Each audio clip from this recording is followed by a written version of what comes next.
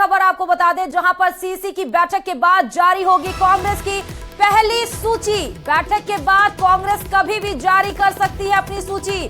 Screening committee ने पहली सूची को कर दिया है फाइनल। कल दिल्ली में कांग्रेस स्क्रीनिंग कमेटी की बैठक हुई थी और पहली सूची में करीब 60 नामों का ऐलान किया जाएगा। पूर्व सांसदों को भी मैदान में उतार सकती है कांग्रेस और कुछ सीटों पर मौजूदा विधायकों की कट सकते हैं टिकट। करीब 24 विधायकों का टिकट काट सकती है कांग्रेस। बीजेपी के फॉर्मूले पर चलने की कोशिश कांग्रेस की तरफ से, क्योंकि 41 सीट जो बीजेपी की लाई गई थी उसमें 7 सांसद उतारे गए थे और अब भी अपने सांसदों की लड़ाने की तैयारी कर रही है। मौजूदा विधायकों के टिकट काटने की तैयारी की जा रही है। लेकिन क्या अब कांग्रेस में भी बगावती सुर देखने को मिलेंगे? एक ये बड़ा सवाल है। और आज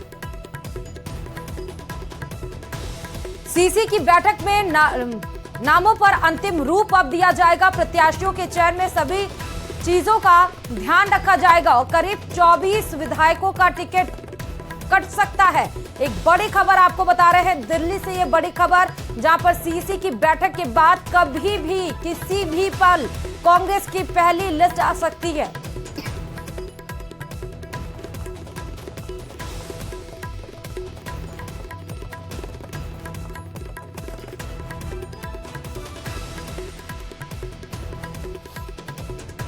पीसीसी चीफ गोविंद सिंह डोटासरा का एक बड़ा बयान भी इस बीच में सामने आया। बड़ी खबर आपको बता रहे हैं। पीसीसी चीफ गोविंद सिंह डोटासरा ने कहा कि सभी सीटों को लेकर व्यापक चर्चा फिलहाल हमारी हो चुकी है। सीसी की बैठक में नामों पर मुहर लगेगी।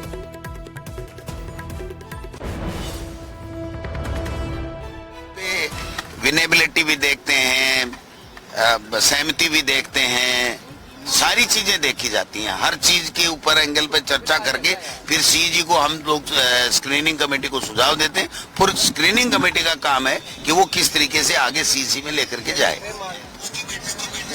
हम मेंबर हैं इसलिए हम हमारी राय देते हैं। काम गोगई साहब का और उनके दोनों जो साथी हैं उनका काम है कि वो क्या पैनल लेके जाते हैं सीईसी में। कुछ सीटों पर कोई विरोध भी आपस में नहीं, विरोध का काम ही नहीं है। सब एकदम आनंद में सहमति से सबने अपने अपने सुझाव दिए और उसके बाद में सबने साथ नाश्ता किया और सब एकदम एंजॉय करें, क्योंकि हम जीत रहे भाई। हमारी सरकार आ रही है, हमने अच्छा काम किया। और भारतीय जनता पार्टी में जो विरोध का आलम है, हमने तो 70 साल में लोग कहते हैं नहीं देखा ऐसा विरोध आपस का। सांसदों को भारतीय जनता पार्टी ने टिकट दिया, उस पर वो उनके पास उम्मीदवार नहीं है, इसलिए अपने जो सांसद रहते हुए जो फेल हो गए उनकी टिकट काटने का एक आधार बना लिया कि इनको पहले एमएलए में टिकट दो या हार जाएंगे। तो बड़ी खबर आपको दिल्ली से बता रहे हैं, जहां पर PCC chief Govind Singh Dotasra BJP पर हमलावर भी दिखे, लेकिन उन्होंने कहा कि जो जिताऊ कैंडिडेट है उनको टिकट मिलेगा। और हमारे इस खबर पर संवाददाता लखबीर जुड़े हुए हैं दिल्ली से। लखबीर, एक अहम जानकारी आपकी तरफ से, क्योंकि सीसी की बड़ी बैठक में 60 लोगों की एक लिस्ट फिलहाल कांग्रेस तैयार कर चुकी। कभी भी नामों का ऐलान किया जा सकता है। लखबीर। बिल्कुल प्रियंका, कल लगातार मंथन हुआ कांग्रेस स्क्रीनिंग कमेटी की बैठक में और स्क्रीनिंग कमेटी के पहले भी लगातार मंथन कर रही है कांग्रेस पार्टी, राजस्थान इकाई भी और सेंट्रल यूनिट यानी कि एआईसीसी भी। तमाम लोगों का उद्देश्य है कि जो टिकट वितरण हो वो जिताऊ लोगों को दिया जाए, विनेबिलिटी के आधार पर दिया जाए। और महत्वपूर्ण बात ये कि सर्वे रिपोर्ट और फीडबैक के आधार पर जो रिपोर्ट हासिल हुई है उसी के आधार पर टिकट वितरण होगा, क्योंकि सिफारिशें या फिर किसी गुट विशेष से ताल्लुक रखने वाले व्यक्ति को तरजीह न देकर उस व्यक्ति को तरजीह देने का फोकस आलाकमान ने किया है, जो कि वाकई में ग्राउंड पर मजबूत है और जिताऊ है। ऐसे में उन तमाम विधायकों के टिकट भी काटे जा सकते हैं जो कि ग्राउंड पर मजबूत नहीं है। ये बड़ी जानकारी है कि मौजूदा कई मंत्रियों और विधायकों पर गाज गिर सकती है और उनके टिकट भी काटे जा सकते हैं अगर क्षेत्र में उनकी परफॉर्मेंस रिपोर्ट है, सर्वे रिपोर्ट या फिर फीडबैक जो कि एआईसीसी इंचार्ज के द्वारा मिला है, इसको इंचार्ज के द्वारा मिला है या फिर ऑब्जर्वर्स जो गए थे पूरे प्रदेश में उनके द्वारा जो रिपोर्ट आई उसके आधार पर अगर किसी भी विधायक की या फिर मंत्री की रिपोर्ट कमजोर है तो उस पर गाज गिरना संभव है। और तकरीबन 1.5 से 2 दर्जन ऐसे मौजूदा विधायक हो सकते हैं जिनकी टिकट काटे जा सकते हैं। अगर ऐसा होता है तो कांग्रेस एक नई ऊर्जा के साथ दिखाई देगी, एक नई स्फूर्ति दिखाई देगी, और अगर ऐसा संभव हुआ तो एक नई लीडरशिप अगर आती है तो भारतीय जनता पार्टी के सामने भी एक चुनौती हो सकती है, क्योंकि मौजूदा विधायकों के सामने एंटी इनकम्बेंसी है, ये लगातार भारतीय जनता पार्टी दावा करती है। अगर टिकट काटे जाते हैं उन लोगों के तो रोचक मुकाबला हो सकता है। रोचक इसलिए भी क्योंकि भारतीय जनता पार्टी ने 41 नामों की सूची जारी कर दी है और उसमें मौजूदा 7 सांसदों को चुनावी मैदान में उतारा है। ऐसे में उसकी स्ट्रेटेजी क्या होगी, किस स्तर के नेता को उन सांसदों के सामने कांग्रेस उतारती है, ये देखने वाली बात होगी। क्योंकि एक खबर ये भी आई है कि पूर्व सांसदों को कांग्रेस भी उतार सकती है। अगर ऐसा होता है तो क्या उन बीजेपी सांसदों के सामने उतारा जाएगा या दूसरी सीटों पर उतारा जाएगा, और उसका क्या इम्पैक्ट कांग्रेस के कुनबे से निकल कर आएगा, इस पर फिलहाल सभी की निगाहें हैं। लेकिन उन 7 सांसदों के सामने तो कांग्रेस पार्टी को ऐसे प्रत्याशियों का चयन करना होगा जो केवल उस सीट पर बल्कि उस क्षेत्र की तमाम सीटों पर कांग्रेस के लिहाज से भी प्रभाव डाले, क्योंकि बीजेपी ने ये मास स्ट्रेटजी अपनाई है जिसका लाभ भारतीय जनता पार्टी उठाना चाहती है। लेकिन कांग्रेस भी कम नहीं है, क्योंकि कांग्रेस के अध्यक्ष जो कि प्रदेश के पीसीसी चीफ है गोविंद डोटासरा, उन्होंने बीजेपी की लिस्ट पर तो पहले ही कहा है कि नहले पर दहला देंगे, और बीजेपी के तमाम सांसदों की रिपोर्ट जो है वो ठीक नहीं है, उनके खिलाफ विरोधी लहर है, इसलिए उन लोगों को लोकसभा में हार का सामना होगा, इसलिए बीजेपी ने उन्हें विधानसभा चुनाव में उतारा है। लेकिन विधानसभा चुनाव भी वो लोग हारेंगे। बहरहाल ये भविष्य के घर में जो कि देखना दिलचस्प होगा। लेकिन कांग्रेस पार्टी अपने टिकट चयन को लेकर लगातार माथापच्ची कर रही है। कल करीब 4 घंटे का मंथन हुआ और 60 नामों की पहली सूची सीईसी की बैठक के बाद शारदीय नवरात्रों में ही जारी हो सकती है। ये फिलहाल बड़ी खबर है। प्रियंका, लखबीर, एक तो बात बिल्कुल सही कही आपने कि नहले पे दहला खेलने की कांग्रेस पूरी कवायद कर चुकी है। 7 सांसद बीजेपी की तरफ से उतारे गए तो 60 लिस्ट में कितने सांसद उतारे जाएंगे, क्या इसकी कोई खबर आपके पास है? दूसरा ये कि क्या कौन कौन से वो सांसद हो पाएंगे, क्या इसकी जानकारी है क्या लखबीर आपके पास? जी देखिए, भारतीय जनता पार्टी ने 7 सांसद उतारे हैं। 41 नामों की पहली सूची आ गई है और अब एक सीईसी की बैठक अगले कुछ दिनों में भी होगी, जिसके बाद दूसरी सूची भारतीय जनता पार्टी भी जारी करेगी।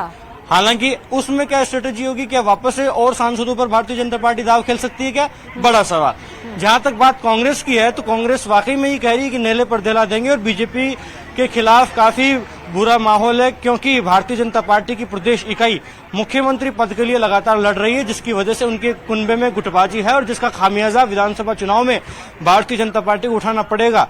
इसीलिए राष्ट्रीय नेतृत्व लगातार प्रयास कर रहा है। ये कांग्रेस के तमाम नेता लगातार ये बात कहते हुए नजर आते हैं।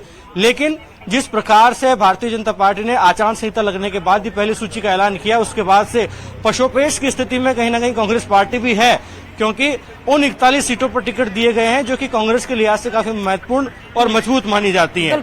अब ऐसे में कांग्रेस की स्ट्रेटजी टिकट वितरण में क्या होगी, ये फिलहाल देखने वाली बात है, क्योंकि जो पूर्व सांसदों को चुनाव लड़वाने की बात सामने आई है उसमें ये देखना होगा कि किस व्यक्ति पर या किस पूर्व सांसद पर दाव खेला जाता है, ये देखने वाली बात होगी। हालांकि टिकट वितरण कांग्रेस के लिए काफी महत्वपूर्ण इसलिए भी हो जाता है क्योंकि अगर नेगेटिव रिपोर्ट आई है, अगर किसी मौजूदा विधायक की रिपोर्ट ठीक नहीं है, उसके लिए फीडबैक गलत आया, तो क्या वाकई उस पर गाज गिरेगी? अगर ऐसा होता है तो जो गुटबाजी का या बगावत का जो डर है वो कहीं ना कहीं कांग्रेस में ज्यादा होगा, क्योंकि हमने देखा भी कि कल कामा विधानसभा क्षेत्र से किस प्रकार से जायदा खान के समर्थक भी आए और उनके विरोधी भी आए। दोनों ने जमकर बवाल काटा और बवाल का आलम यह था कि जब स्क्रीनिंग कमेटी की बैठक खत्म हुई तो कांग्रेस के जो इंचार्ज है राजस्थान में सुखजिंदर सिंह रंधावा, वो उनसे मिलने भी गए, उनकी बात भी सुनी, उनका पक्ष जाना भी और उनको आश्वासन भी देके गए, दोनों पक्षों को ही, जायदा खान के विरोधियों को भी और उनके समर्थकों को। तमाम बहुत बहुत शुक्रिया इस खबर पर तमाम जानकारी देने के लिए। लेकिन कांग्रेस के सामने 2 डिफिकल्ट स्टेप है। एक तो ये कि राष्ट्रीय नेतृत्व पर भरोसा जताने की कोशिश कांग्रेस कर रही है, यानी कि सवाल उठेंगे बीजेपी की तरफ से कि क्या राज्य के नेतृत्व पर भरोसा नहीं रह गया, क्योंकि कांग्रेस भी लगातार सवाल दाग रही थी जब सांसदों को उतारा गया। और दूसरा ये कि बगावती सुर जो उत्पन्न हो रहे हैं उसको कैसे डैमेज करती है। बहुत बहुत शुक्रिया लखबीर तमाम जानकारी देने के लिए। खबरों में आगे बढ़ते हुए बता दें कि कांग्रेस के कई वर्तमान विधायकों के खिलाफ पार्टी कार्यकर्ताओं का गुस्सा 7वें आसमान पर है। विधायकों की टिकट काटने के लिए पार्टी के ही कार्यकर्ताओं ने एड़ी चोटी का जोर लगा रखा है। मुख्यमंत्री अशोक गहलोत ने भी विरोधी आवाजों को करीब से सुनकर जनता के मूड को भांपने की कोशिश की है। बाबूलाल धाल की यह रिपोर्ट देखिए।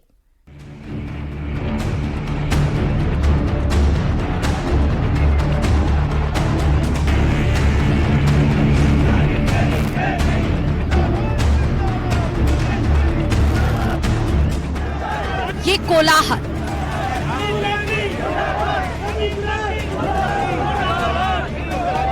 ये शोर शराबा उनके खिलाफ है जिन्हें पार्टी ने विधायक बनाया था, लेकिन इस बार उनके सामने अपने ही विरोध का बैनर लेकर खड़े हो गए। दरअसल शुक्रवार को जब पीसीसी वॉर रूम में टिकटों को लेकर मंथन चल रहा था तो बाहर कार्यकर्ता खिलाफत का झंडा बुलंद किए डटे हुए थे। बैठक खत्म होने के बाद जैसे ही सीएम बाहर निकले तो कार्यकर्ताओं की भीड़ ने अपनी आवाज बुलंद की, जिसे मुख्यमंत्री गहलोत भी अनसुना नहीं कर पाए और कार्यकर्ताओं की भारी भीड़ में जमीनी सच्चाई जानने पहुंच गए। इस दौरान मुख्यमंत्री ने इसे सत्ता विरोधी लहर मानने से इनकार कर दिया और कहा कि कार्यकर्ताओं का जोश और जनता के बीच सरकार की बेहतर छवि हमें जीत दिलाएगी। जो उत्साह है लोगों के अंदर वो आपके सामने है। आप किसी गांव में चले जाओ, किसी भी गांव, किसी को पूछ लीजिए आप यहाँ पे हम लोग, वो ये कहेंगे कि सरकार के खिलाफ कोई एंटी इंकम्बेंसी नहीं है, तो सरकार के विरुद्ध में कोई लहर नहीं है। सबसे बड़ा पॉइंट आज राजस्थान के अंदर ये है, सारी स्कीमों को लोग वेलकम कर रहे हैं। सरकार विरुद्ध लहर जो होती है या सरकारें चलती है वहाँ लहर होती है थोड़ी बहुत। ये पहला राज्य राजस्थान है यहाँ पर कोई सत्ता विरोधी लहर नहीं चल रही है। और जब मैं ये कह रहा हूँ सोच समझ के कह रहा हूँ, किसी को पूछ लीजिए आप, आपको सब एक स्वर में कहेंगे। इधर दिल्ली में स्क्रीनिंग कमेटी की बैठक का दौर शुरू हो चुका है। इससे पहले शुक्रवार को जयपुर में पीसी की बैठक हुई तो प्रदेश भर से आए दावेदार और उनके समर्थक विधायकों के खिलाफ मोर्चा खोलकर वॉर रूम के बाहर चट्टान की तरह खड़े हो गए। विधायकों के खिलाफ आरोपों की बौछार की गई, किसी को भूमाफिया करार दिया गया तो किसी पर पार्टी में गुटबाजी को बढ़ावा देने के आरोप लगाए गए।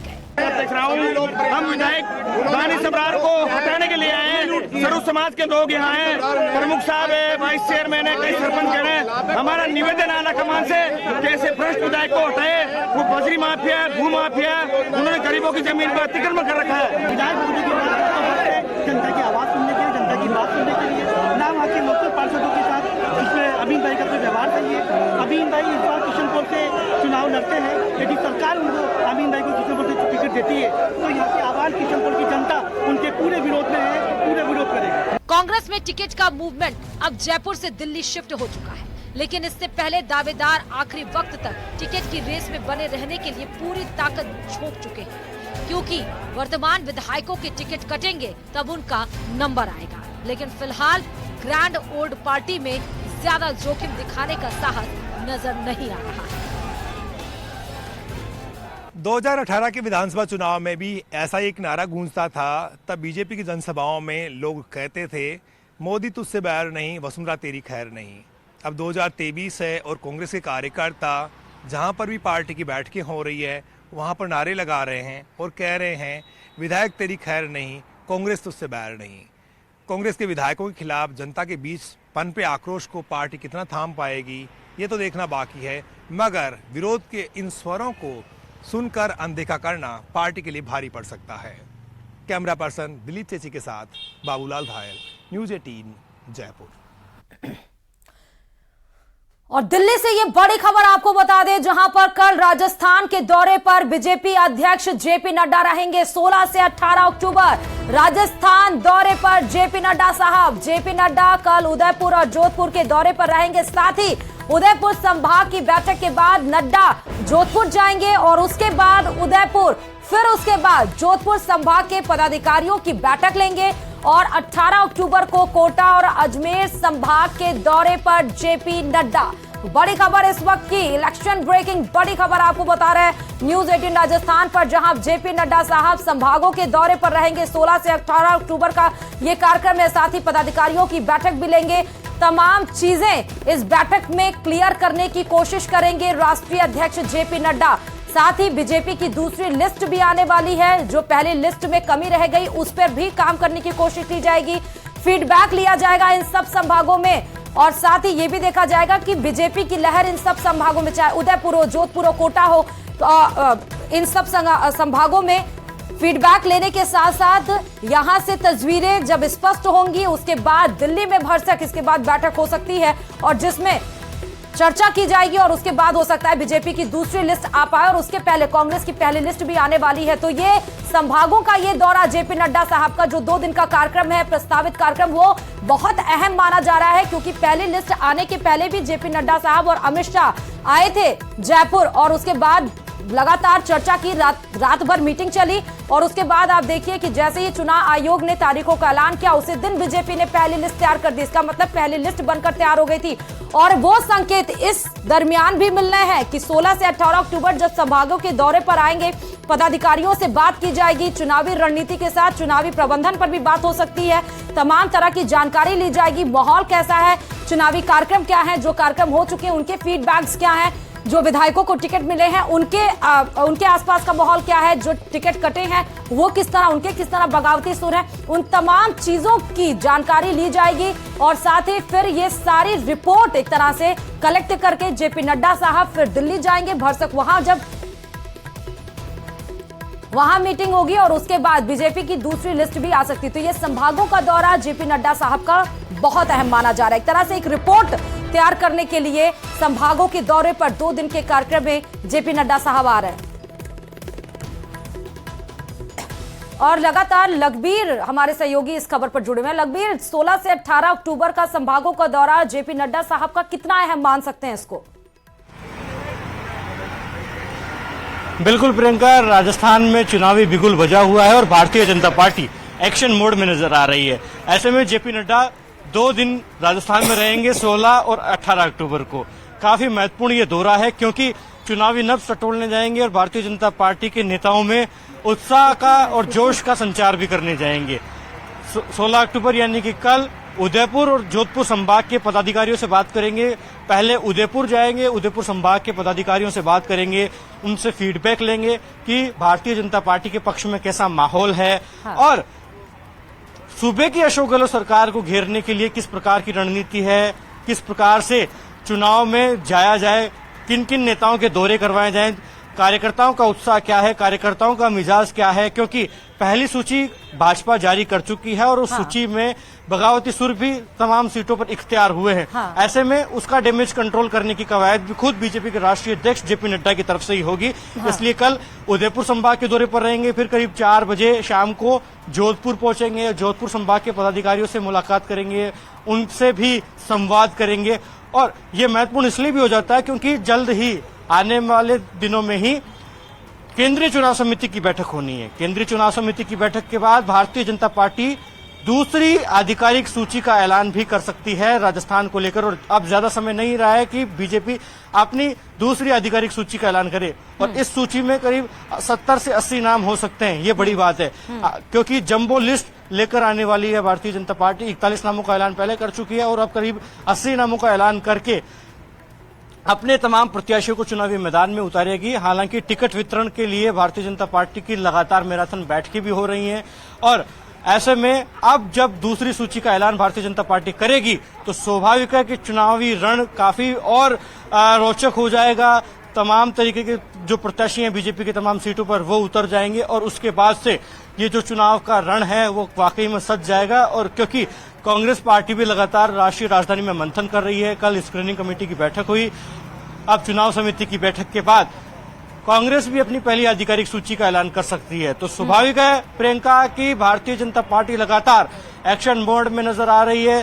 बीजेपी के राष्ट्रीय अध्यक्ष जेपी नड्डा कल उदयपुर और जोधपुर के दौरे पर जा रहे हैं, और फिर 18 तारीख को कोटा और अजमेर संभाग के दौरे पर रहेंगे, जहां पर तमाम संभाग के पदाधिकारियों से मुलाकात करेंगे, संवाद करेंगे, उनसे ये जानने का प्रयास करेंगे कि आखिरकार कैसा माहौल है, कैसा रेस्पॉन्स है, क्योंकि इस प्रकार की खबरें भी निकलकर सामने आ रही हैं कि पूर्व मुख्यमंत्री वसुंधरा राजे के खेमे को दरकिनार किया गया टिकट वितरण में, क्योंकि पूर्व मंत्रियों के टिकट काटे गए हैं और कई सांसदों को चुनावी मैदान में उतारा गया है।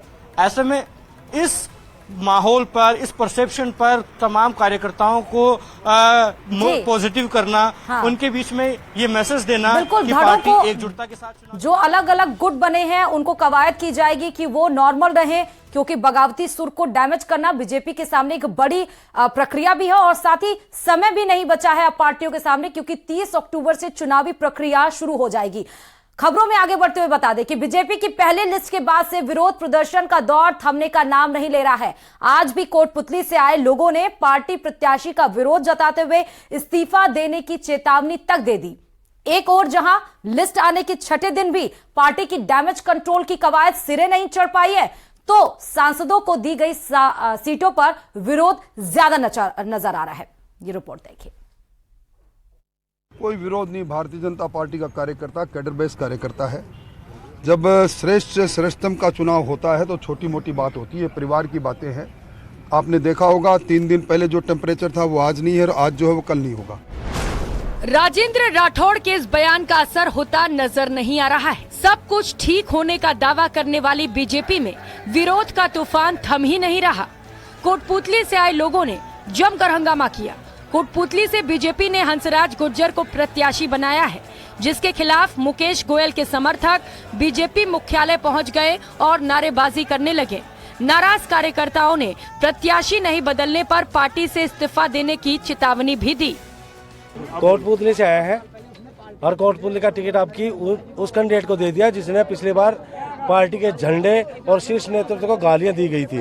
और इसी स्तर पर हमारे सभी कार्यकर्ताओं ने और हमारे सभी पदाधिकारियों ने अपने इस्तीफे पार्टी पदों से इस्तीफे देने के लिए पार्टी के पास आए हैं। हम सब लगभग 450 लोग जो दायित्ववान पदाधिकारी और जनप्रतिनिधि हैं, एक साथ सामूहिक रूप से आज इस्तीफा देते हैं। अगर कोटपुतली जिस प्रत्याशी को टिकट दिया उसको अगर टिकट चेंज नहीं किया जाता है, हम सब लोग हमारे दायित्व से इस्तीफा देने जा रहे हैं। 41 सीटों में से ज्यादातर उन सीटों पर विरोध हो रहा है जहां बीजेपी ने सांसदों को मैदान में उतारा है। किशनगढ़, सांचौर, झोटवाड़ा, विद्याधर नगर समेत कई इलाकों में विरोध की खबरें सामने आ रही हैं। अब तो आलम यह है कि बगावत करने वाले निर्दलीय चुनाव लड़ने की भी तैयारी कर रहे हैं। पार्टी के कार्यक्रमों में बड़ी सक्रियता से मैंने भूमिका निभाई। जहां भी मुझे याद किया, जहां भी मुझे कार्य दिया गया, संगठन का जो भी कार्य दिया गया, मैंने पूरी निष्ठा के साथ किया। लेकिन जिस प्रकार से षड्यंत्र पूर्वक मेरी राजनीतिक हत्या की जो साजिश की गई है, पूरे किशनगढ़ की जनता में रोष व्याप्त है और मैंने मेरे चुनाव लड़ने का फैसला मेरी जनता पे छोड़ा है। वो कहेगी वो कार्य मैं करूंगा। लगातार हो रहे विरोध प्रदर्शनों को देखते हुए बीजेपी ने डैमेज कंट्रोल की कवायद शुरू की थी, लेकिन अब तक ये कवायद सिरे नहीं चढ़ पाई है। हालांकि पार्टी को अब भी उम्मीद है कि समय रहते नाराज कार्यकर्ता मान ही जाएंगे। लगता बहुत ज्यादा है, लेकिन एक दो जगह जो चुटपुट हम मानव स्वभाव में तात्कालिक प्रतिक्रिया कई बार होती है, लेकिन मौलिक रूप से सब भारतीय जनता पार्टी के कार्यकर्ता हैं और आप देखेंगे समय के साथ साथ सभी जने भारतीय जनता पार्टी के जो अधिकृत प्रत्याशी हैं उन प्रत्याशियों के लिए काम करेंगे। बीजेपी में विरोध के स्वर थमने का नाम नहीं ले रहे हैं। इसी के बीच पार्टी को दूसरी लिस्ट की भी कवायद शुरू करनी है। ऐसे में अगर ये विरोध थमता नहीं है तो पार्टी को आने वाले समय में नुकसान हो सकता है। सौरभ गृहस्थी, न्यूज़ 18, राजस्थान।